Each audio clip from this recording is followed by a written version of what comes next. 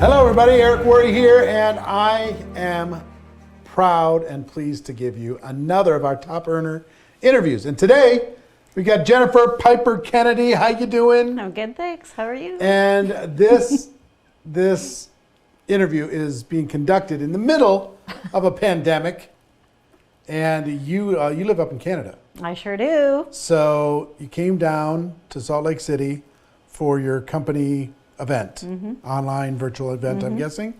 And since you got a quarantine when you go back anyway, this will be an historical artifact at some point. It will. Say, what? Remember that when we did that interview, there was quarantine times.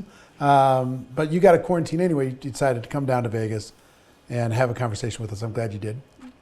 I'm excited. Yeah. Well, good. Well, I want to know everything about Jennifer Piper Kennedy. And before we get into your entrepreneurial venture, right? Where'd you grow up? I grew up in northern British Columbia, where there's a lot of snow. It's a little town called Mackenzie, maybe 6,000 people.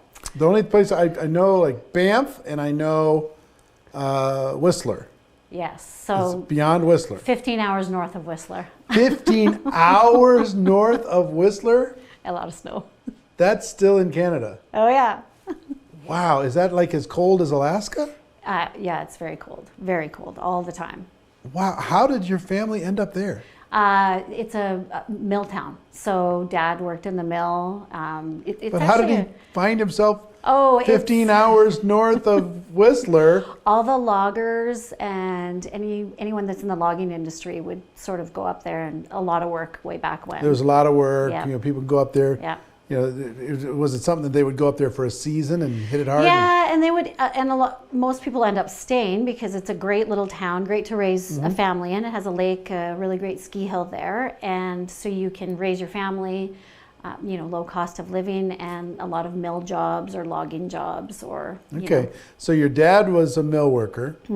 And did your mom work outside the home? She worked, yes, she was in the bank. She was a nurse to start with, then banking, and then she worked more clerical in, grocery store or that sort of thing. So what was the name of that show with Janine Turner back in the day? Where they were Northern Exposure. Northern Yes. Exposure. Was it kind of like show. that? It is A kind little of like town? that. You see a lot of moose. Yeah. You see bear, Moose deer. walking around. Yes. I do. had a crush on Janine Turner. That's back a great show. In the That was a Northern good show. Exposure days. And I had a company called TPN, and she came in for an interview. And I was a little starstruck at the time. I bet. Probably less so today. I just saw her again on, we watched Cliffhanger with Stallone, the mountain climbing one. Yeah, she's in that movie. Anyway, so you're in this Northern Exposure town. You have brothers and sisters? I have 2 younger brothers. Okay, so you're the oldest. I'm the oldest. And it sounds like maybe your family was not necessarily entrepreneurial. No, they were not. They're just, union, work. labor, worker, Correct. honest days pay, work for an honest day's middle pay. class. We holidays would be camping outside of town. So very, very, middle class. Idyllic. Work hard. Yep. Yeah. So, did you feel different? Well, I went to university. Let's talk about growing up. Okay. If I feel different? If somebody's describing you when you're a kid, okay. How would they describe you? I was always competitive, and I talked a lot in school. Yeah. And Good grades? Yep. Oh yeah, straight A. Yeah, I was. Tomboy or girly girl? No, more tomboy. Okay. Yeah. Sports?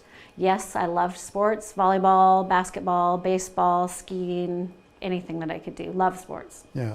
The reason why I ask all this stuff, and for everybody listening and watching, is it's fascinating to me to kind of deconstruct where entrepreneurs come from. And there's some commonalities, but there's more different than there is the same. Right. It comes from lots of different things. Some people think entrepreneurs are born and they're not made. I tend to disagree. I think there's an entrepreneur in all of us. It's just a matter of if we ever express it or not, if that ever gets rewarded. So I got a little picture of you as a kid growing up in that town, in the mill town, Northern Exposure town. Yes. Okay. And so you get through high school. Was it expected that you go to university? My family, I was the first person to go to university. It wasn't So it wasn't a expected. thing. Yeah, I just wanted to. Why? I wanted to get out of the little town. And Get me out of here. Yes, and back I know then, everybody here. Yes. I need to know some new people. And then you could go to the city, right? You would go to Vancouver or Victoria to go to university. And back then I wanted to be a physiotherapist. So Do you remember why? I liked helping. I liked the helping thing. And I thought it would be a fun job, right? You get to sort of help people. And my path was to do sports physiotherapy. So to work in the sports industry because I thought it would be fun. Yeah. So you went to university. Where'd you go? I lived with my grandparents for a year because they were older and I wanted to spend a year with them. Nice. And then Victoria and then Vancouver. So again, the opportunity to move to different cities that I had never, cities. Yeah, and experience it. Vancouver might be my favorite city in North America. It's just Especially when it's sunny. when it's sunny, there's nothing like that city. It's not sunny that often. No. It's a little Seattle-ish, but beautiful, unbelievable. And people are amazing. Very. So you went to university. Went to university. And did you graduate with the same degree or did you change? I graduated with a kinesiology degree and then was applying to physiotherapy school. And back then, it was like 95, there was 30 spots in the class and you had to volunteer and you had to have straight A's. So I was, I think, the fourth top person in my entire kinesiology class and I could not get into physiotherapy. And so that was the first time in my life that I'd ever had one of those crushing. And at the time they said, well, you could go to medical school. It was easier to get into med school because there was more spaces. And I didn't want to do that. So I thought, okay, well, I'll just do my thing with this kinesiology degree. And I could work with, physiotherapist, occupational therapist, and maybe try again a few years later. And? Met my ex-husband, and his family was more entrepreneurial. Did he introduce himself as your ex-husband? Just wondering. Maybe not. No. Okay. So his family was more entrepreneurial, and a friend of his had a business in this little teeny town in the Shoe Swap, which is a beachy lake, really cool touristy area. And when I was a kid, my family had lived in that little town for I think maybe 2 years when my dad, he was logging. And I had memories of this little town. So the combination of my memories of that town and he had a connection, so we bought a store. So we opened one business and then What's the store? 2 more. The first store was a mountain biking store with clothing. Okay. And then we opened That do okay? Yeah, it did. It did. It was a very touristy town, so really crazy busy in the summer, not so busy in the winter. Yep. And then we opened a grocery store, and back there, Sears was a thing. Yeah. So Sears was appliances, electronics. So I could sell anything from clothing to bananas. So you went from kind of a working class family to, and you got introduced to the entrepreneurial thing through your ex. Exactly. Okay. So what did you think about this new experience? Was it exciting? Was it fun? Yeah. I loved doing that. I loved having the business. I loved, I enjoyed working with our staff, kind of creating marketing campaigns and all. I liked all of that. Loved it, actually. Okay. So you're in your 20s doing this thing. Start a family? Yes. So then we had, 3 boys in less than 5 years. Right. That was busy. It was very busy, and that's when I realized that I didn't want to be. There was actually a morning where I was putting them into daycare, and they're little boys, and they're dawdling, and I kind of yelled at them to get their shoes on. And I remember thinking that wasn't kind of what I wanted. So that was my first thought of, I loved being an entrepreneur, but I didn't want to do it that way. Maybe I want to do it on my terms. Okay, so you have this thought. Isn't it funny how our lives can change with a little thought? Just one little, hey, put your shoes on. Maybe you bark it a little bit too much, and you go, That's not what I want it to be. Yeah, I don't want to be this. So, a lot of people have that thought, and then they don't really know what to do with it. So they do their best, and another year goes by, and another year goes by. How did you act on that thought? So a friend of mine, it's usually a friend of mine, she had started she was a teacher, and she had started with a skincare makeup company and had been asking me for a year. Network marketing company? Yep, yep, Party Plan. Yep. Kind of on me for about a year because she was like, you're great in sales, you'd be great at this. And I actually looked down upon it. I thought that it was, not... Lower class. Yeah. I was like, I thought, I have a real business. Yeah. I don't need that silly little Avon thing. And I honestly thought of it as more of a hobby and that you couldn't make really good money. Right.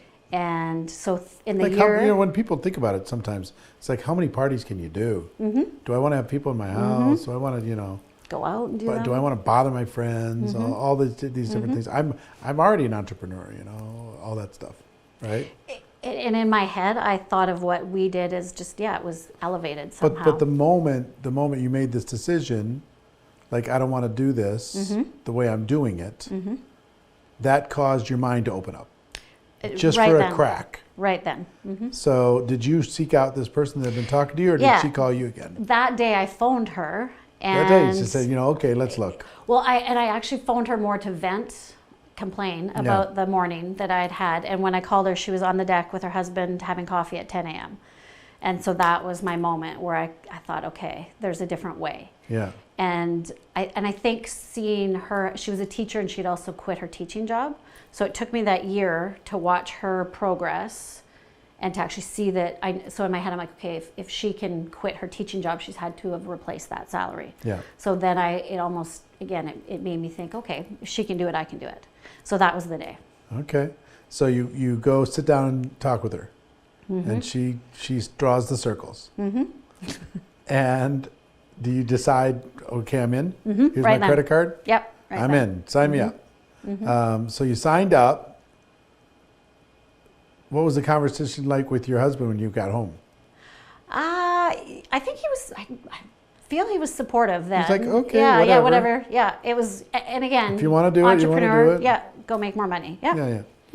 Did somebody have to fill your role in all the other businesses? So I gave myself a goal of 6 months to hit the level where the income would.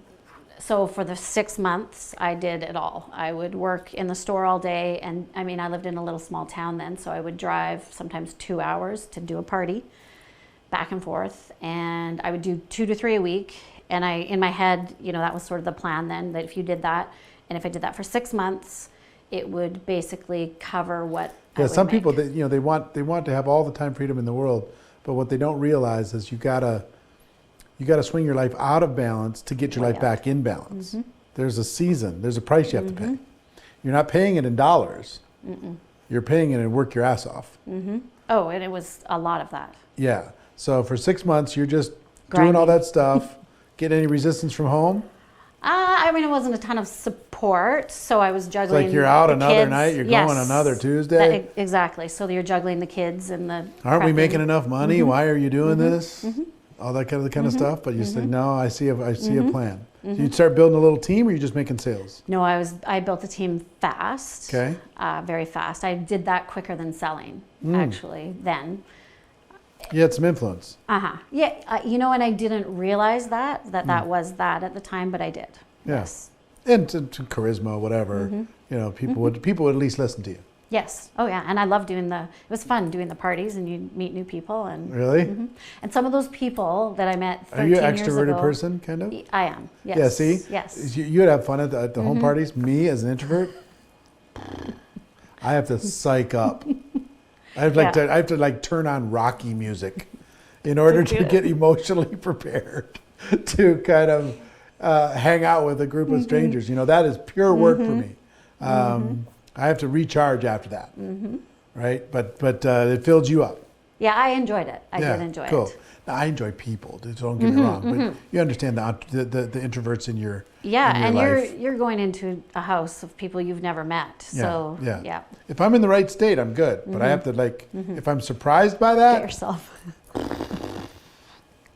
Yeah. So anyway, so this 6 months happens. Do you hit your goal? Yep, hit my goal. So stopped working at our stores. You strike me as somebody who hits a lot of your goals. I do. I like to hit them. We need to help. We need to set some bigger ones, I think. Oh, we do. Yeah, that's right. So 6 months, you hit your goal. Mm-hmm. And do you pull out of your other businesses? Mm-hmm. And who takes your place? Hired my mom, actually. Really? Yeah, my mom stepped in a little bit, Okay. and just staff. I had some really good staff there, and I would have my hand in it a little bit, but not to the extent. So were you able to go home and be Yes. that mom? So then I was able to be home with the kids. What was the transition with the kids of that experience? They were still little. They were 2, 5, and 7. So they just soaked it up. Yeah, they don't even remember it. My oldest sort of remembers me being in the store, but they don't remember.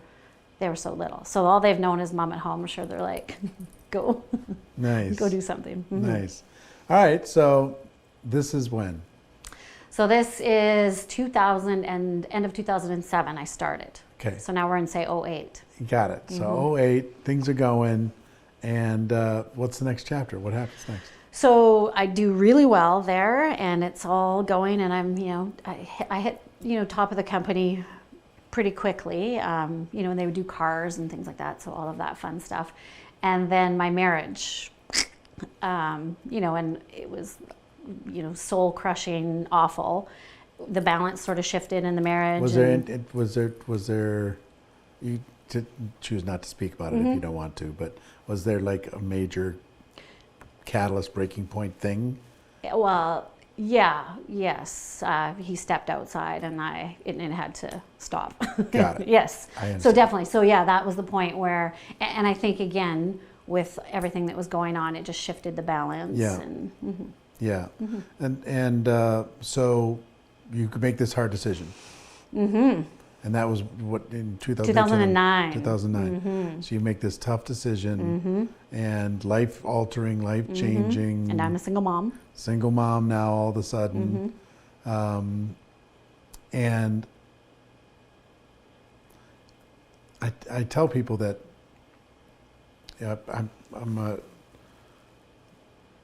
my marriage to Marina is, we're about 10 years now that we've been married and together longer than that. But prior to that, I had a relationship and our marriage, and that ended. And what I tell people is, I don't care how strong you think you are, you're gonna lose like 12 to 18 months of being in a fog and dealing with the guilt and dealing with all the figuring out the new dynamics and parenting and other Splitting people all the and stuff. all the fragmentation, and family gets complicated. So I'm guessing that happened. Oh yeah, and it was Dealing with the mom guilt and all that stuff. Yes. Triple time. yes, and a lot of obviously all the yuckiness that goes along with having to split up everything, and your confidence definitely takes a dive, a deep dive, and trying to sort of juggle the new life and the kids on your own. And again, I was in a party plan company, so now I was, you can't really do a lot of parties because they Right. were with, I couldn't just, okay. So had to sort of figure out even a new way to work my business. So I kind of started doing some online things, and this is again and that company was very old and not online at all. And then I moved, about 30 minutes away to a different city. So all new school, bought a new home, all of Need that. a fresh start. Oh yeah, fresh. Everything was new and wonderful, but a lot of change. Yeah. So over that 2 years, a ton of change. Sold one store, closed the other one to have everything done. So a lot of change over the 2 years, Yeah. and still was doing my business. Right. And I still did really well, and I actually feel that the support and the kind of like community that you had, it really helped me through it. Actually, Yeah. it really helped me through it. And you meet other people that have been through similar Sure, situations, sure. and People underestimate the positive environment that Oh. is. Of course, it has its dysfunction. Network marketing organizations, they have their politics, and they have their mean girls, and they have their whatever egos. But for the most part, people are generally kind, and they're encouraging, and they're like-minded, and they're hopeful, positive generally. And that's rare. in the world. Yes. In the world, it's like dog eat dog, and it's a little more harsh. Here, everybody's trying to help the other person up. So you enjoyed that whole process. I loved it. I loved it. Yeah. Yeah. So tell me how you end up with the company that you're in now. So, again, I get through that little time of my life and come back up, and had changed my business model from parties to strictly online. And I was actually helping other people in my company do that. And then in July of 2017, on a phone call, and there wasn't a lot of warning either. There wasn't any, product out of stock. There wasn't your normal warning signs. On a phone call, the parent company closed us down. So July 24th, 2017, on a phone call, single mom, all my income. I don't have support or anything. So it was one of those days where I remember thinking, it was probably worse than going through a divorce, where I just thought, holy So you'd been crap. with them for 10 years? 9 years, yeah, 10 years. Yeah, 10 years. 10 years. 10 And years. then all of a sudden, for Done. whatever reason, Yeah. and again, that's not a network marketing No. specific thing. That is, Business. some companies are managed well and some companies are not managed well. Exactly. Some companies get good leadership and some companies don't. Some companies succeed and some companies fail, even if they have good people. You know? So you get the rug pulled out from under you. And what did you think your options were at that moment? So at first, the How much thought, were you making? I was probably making about anywhere from like 150 to 225 then. Okay, 150 Yeah, to a year. 225,000 a year. Yep. Working from home, Yep. single mom, Yep. doing your thing, goes to, how quickly did it go to zero? Overnight. In 1 month. Oh, we had 1 month. 1 month. So they yes. gave you a 1 month grace period. Yes. So you got 1 month to figure like, what the figure something out heck am I fast. going to do? And I knew I had to go fast. Yeah, I knew because I you had got to to go replace fast. that income quick. You don't go get a job after all this time. Yeah, and I briefly thought about maybe I could do some, social media coaching Yep. But then the thought of having to, again, leave the home and not be able to, and my boys, now they're teenagers and they're in competitive baseball and we do a lot of travel and I just couldn't picture how all of that would You work. know what I feel sorry for? I feel sorry for people who have situations and they end up having to scale their life down dramatically and do things they don't want to do just because they have to pay the bills. And they just don't feel like they have the options. So you had developed a skill set by this time. And like what I tell people is, when you get this right, somebody can take it all away in an instant, and you'll have it quickly back because the skills are more valuable Right. than the team or the Right. product or the income or the compensation plan. The skills, they're the most valuable thing. You get that figured out, you're good. You don't have that figured out, you just got No. lucky. Right. That's right. Scary.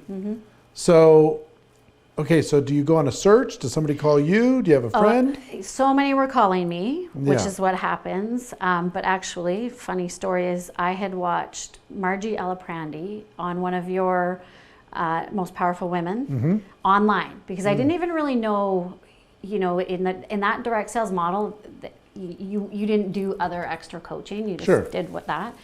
And so I'd watched her, but I didn't realize that I could just call up Margie.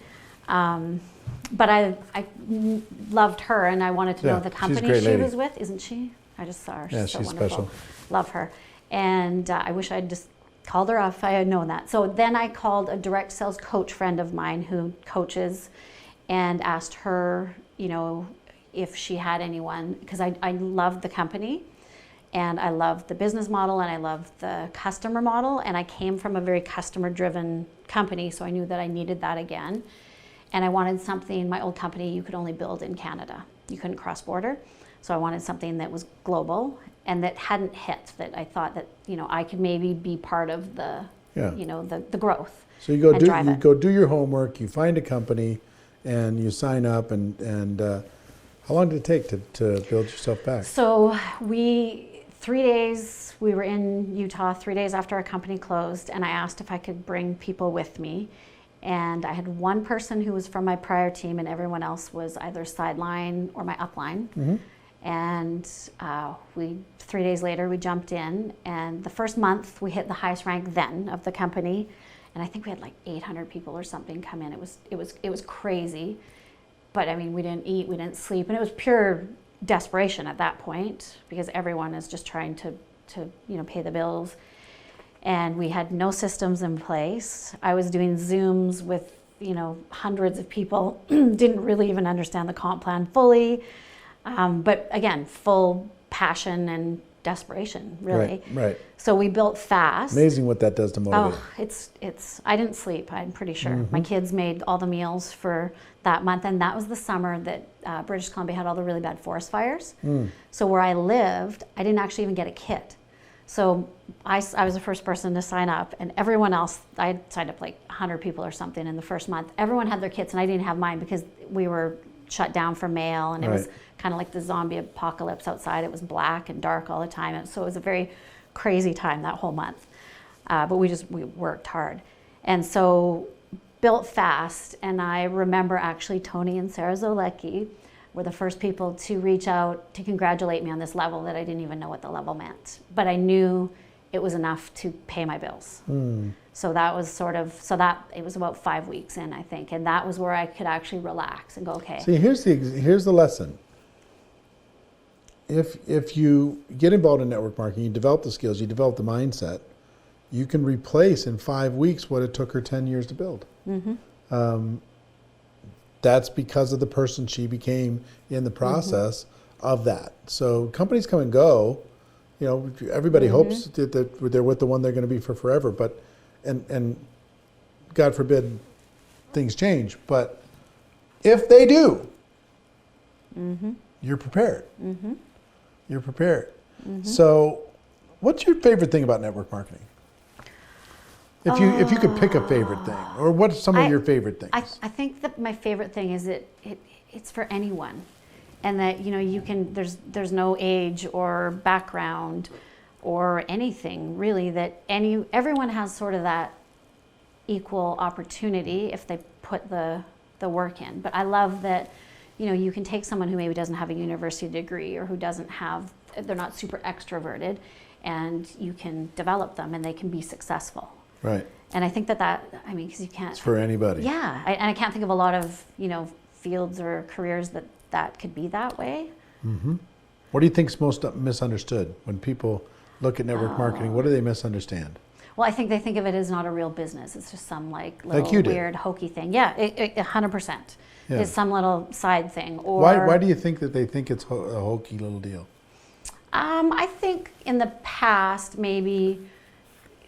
My perception was that it was a lot of moms who just did it as a side thing. And I think that even with social media and your exposure growing, that you actually see more examples of people who actually do this for a living. Where before you're in your bubble and you only know, Mary down the street that tried whatever.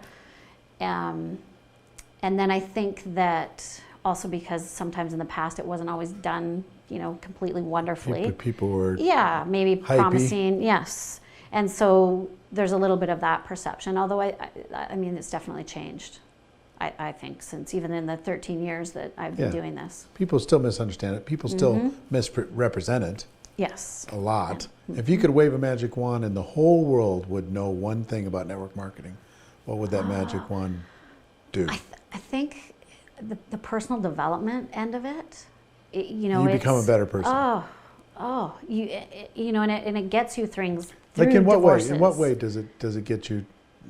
Does it help you develop yourself? I can't think of. I think about what we do every day, and we talk about reading and or listening to something or any sort of personal development, and you actually talk about that every day, and you share. This is what I'm doing. This is what they're doing, and I can't think of any other business or career that is that much involved. And so, if people are doing that every single day, they are bettering themselves. A lot of polishing every single day. Yeah. Where and then it rubs off on your family. My kids will listen to a podcast. Where I don't know that they necessarily would have had I not have, right? Yeah, influence. You just can't tell them to. No. Don't tell them to listen to you the cannot. podcast, and then they might. No, you cannot, especially Yeah. boys. Yeah. What's one thing that surprised you in your journey that was like, wow, I didn't expect that to happen? I think the community, because you all own your business, but the community and the culture and the connection that you create. Some of my closest, dearest friends are over the last 13 years, and because you have so much in common, you're doing similar things in life. I didn't expect that you would meet that type of person and that they would become so close. Where, in my old business, it was business, right? You didn't hang out necessarily, you'd hang out with your staff and stuff at Christmas parties, but it wasn't the same. Yeah. Where it really does sort of become, deep Extended friendships. Family. Yeah. For people who are watching or listening, what does it take to be a top earner? I mean, if they want to be a top earner, what do they have to? How do they have to think? What do they have to do? Mm-hmm. I mean, what's the roadmap? I think that you have to have a little bit of grit and be willing to mess up and fail and get up and do it again. And I think that you have to be super consistent and think of the long game. I think that the biggest thing is people quit before they get any sort of level of success. Mm-hmm. And then just keep willing to do it and do it and do it and be open to trying new things because it's ever evolving and ever changing. And I think that you also have to be willing to go first as a leader. And especially if you want people to come with you, you have to be willing to try it and to get messy and maybe look a little foolish here and there, but you have to be willing to I think go. that's key, the whole idea of do it messy. Oh, huge. Do it before you're prepared. That was our motto for 2020. Yeah. So that's a good motto for that crazy year. What's your superpower? What makes you special? I mean, if you have to think about you as a superhero building your business, what's your network marketing superpower? I mean, and I want you to think about this. Let me describe it for a second, because I want you to. What a lot of people do is they go, I don't really have. I'm just the same as you and me, and that's not true though. Mm-hmm. And many times you hide your superpower from your team because you don't want to intimidate them, and you don't want them to feel like if they don't have your superpower, then they're not going to succeed. But you have one, and you know it, at least one. So I want to know, what is it? I think for me, even before I was coming here, my girlfriend said, "You just need to own it. Like, just step into it and own it." And I think I'm real, and I'm any normal person. Like, I'm not someone that's. Yeah. And I think that when people meet me, I'm real. I'm authentic. I'm normal. I'm nothing. I was going to say nothing special, but that's not my superpower. But I think that.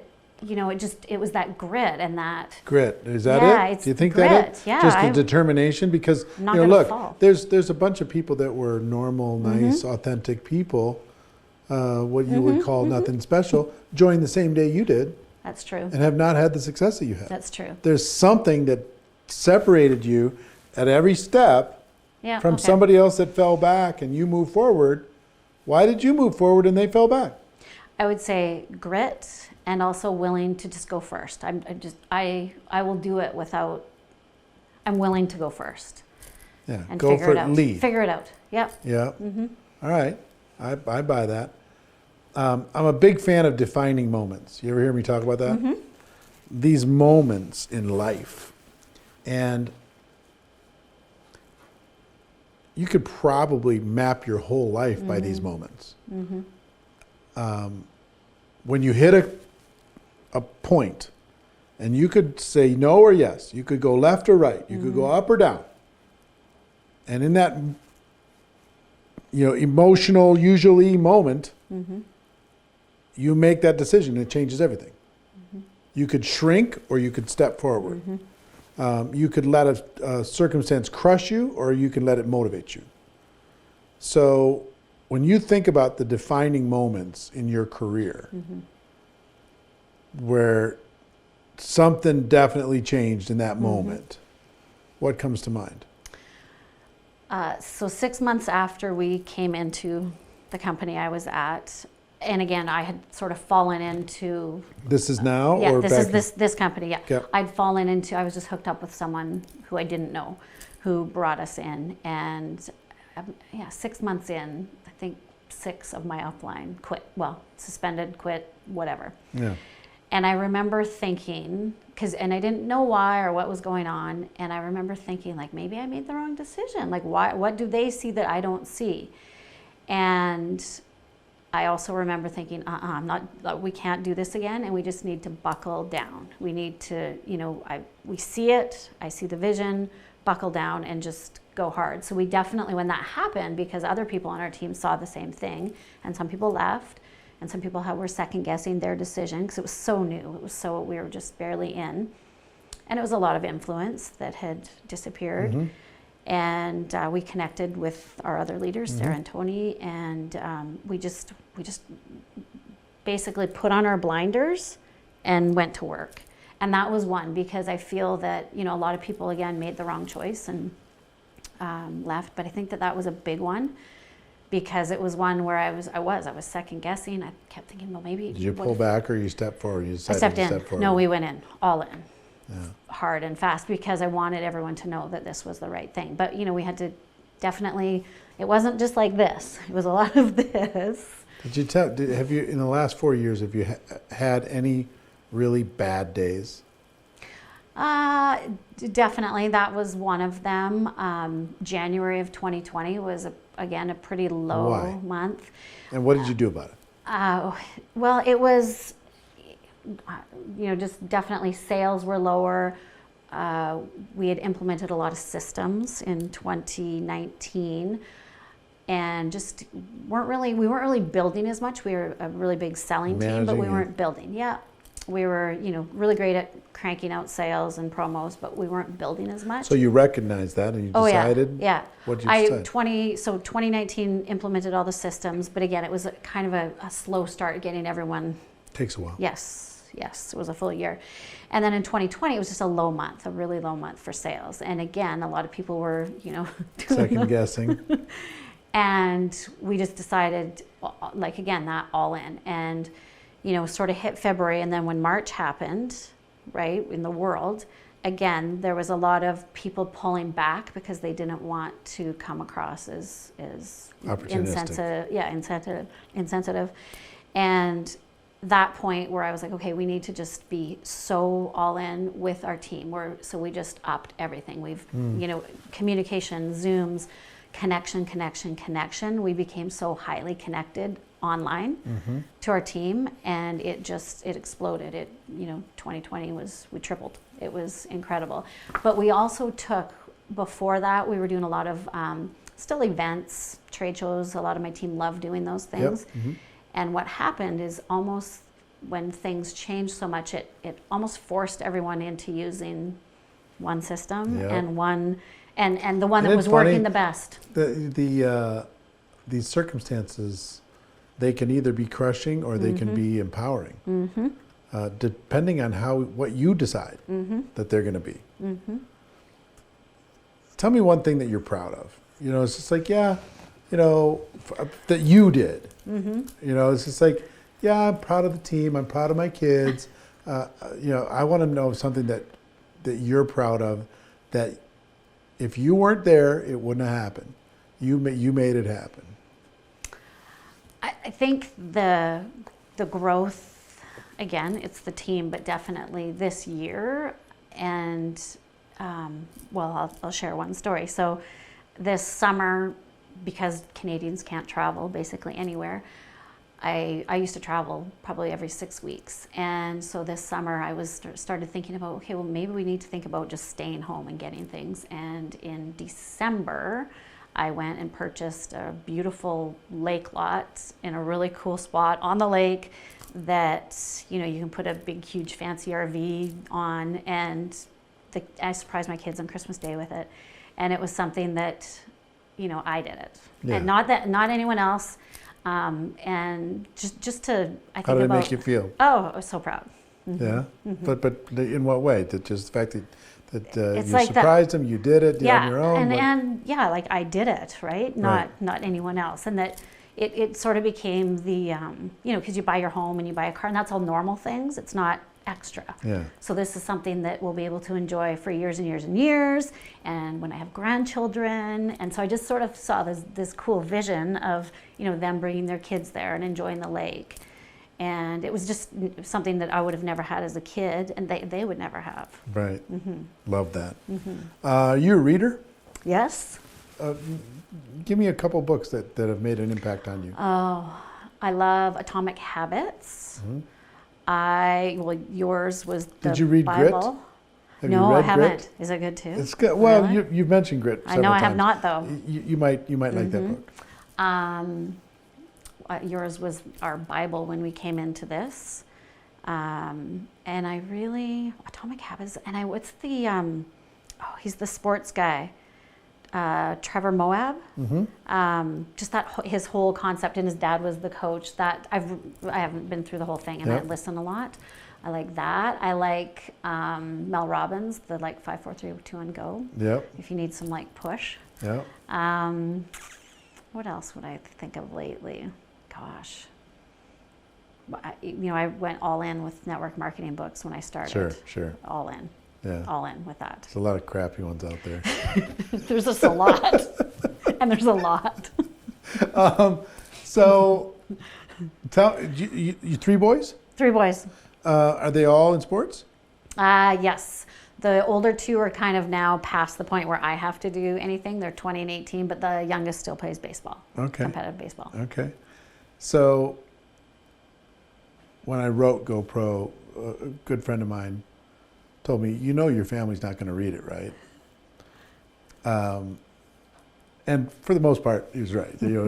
Most of them still haven't read it. Some of them have it because I gave it to them, but signed copy. Yeah. So your boys probably won't see this. Probably not. But if they stumbled over this interview at some point in the future, what advice do you have for your boys as they move forward in their life?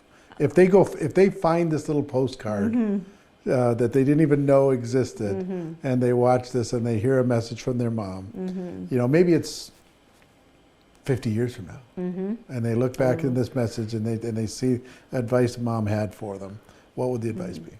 Well, I always tell them to be kind because a mom always has to do that. But I would love for them to find something, whatever they choose to do in their lives, that they wake up excited to do, that they don't feel, I have to do this.